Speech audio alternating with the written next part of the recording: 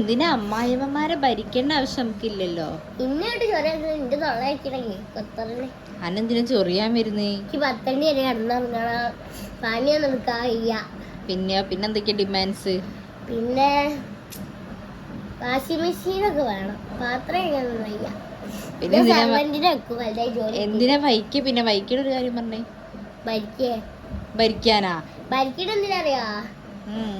ഓല് അടുത്ത ഇതുണ്ടാവില്ലേ കണ്ടീഷൻസ്, അങ്ങനത്തെ ഡ്രസ് ഇടരുത്, ഇങ്ങനത്തെ ഡ്രസ് ഇടരുതെന്ന് പറ്റില്ല. പിന്നെയോ? എനിക്ക് സ്വന്തം ഇഷ്ടത്തിന് നോക്കാം, ഭർത്താവിന്റെ ഞാൻ നോക്കൂല. പിന്നെ ഈ കല്യാണം ഒക്കെയാണോ? വെറുതെ ഒരു പേരിന് കല്യാണം ഒക്കെയല്ലേ, ഭർത്താവിനോട് ചെക്കാൻ പോകാൻ മതി. പേരിന് എന്തിനാ കല്യാണം അയക്കണ്ട? നമുക്ക് ഒന്നും ഇഷ്ടമില്ലെങ്കിൽ കല്യാണം അയക്കണ്ട.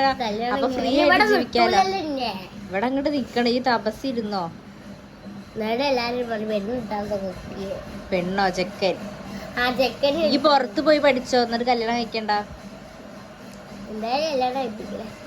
അപ്പൊ കഴിക്കണം, പക്ഷെ എനിക്ക് കണ്ടീഷൻസ് പറ്റില്ല. അമ്മായിമ്മ പഠിക്കാറുണ്ടോ മതിയെന്ന് ഞങ്ങൾ കല്യാണം കഴിച്ച് പിറ്റേന്ന് വേറെ വീട് വിട്ട് മാറും. എന്റെ ദൈവമേ, എന്താ ഉണ്ണിയെ? എന്നിട്ട് ഞാൻ അവിടെ ഒരു ജോലിക്കാരി നിൽക്കും.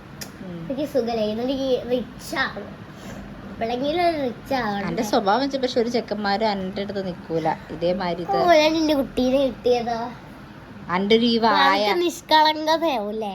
ആ അതെ, എന്റെ മാതിരി തറക്കുത്തരം വായ തുറന്നാല് സ്വഭാവം മാറൂലേ?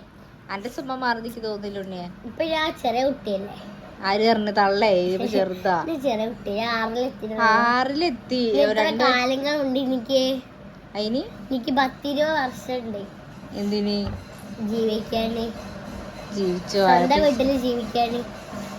ആണ് കല്യാണം കഴിക്കണ്ട, പക്ഷെ കല്യാണം കഴിയുന്നതിന് ശേഷമുള്ള സംഭവങ്ങളായി പറയണത്. സ്വന്തം വീട്ടിൽ എന്താ അതിന് ശേഷം ഞാൻ ഇപ്പൊ ഇവിടെ സ്വന്തം വീട്ടിലാണല്ലോ. ഇവിടെ എന്ത് ഫ്രീഡാ കിട്ടുന്നത്? ജയിലിൻ്റെ ഉള്ളിൽ അച്ചിട്ട പോലെ.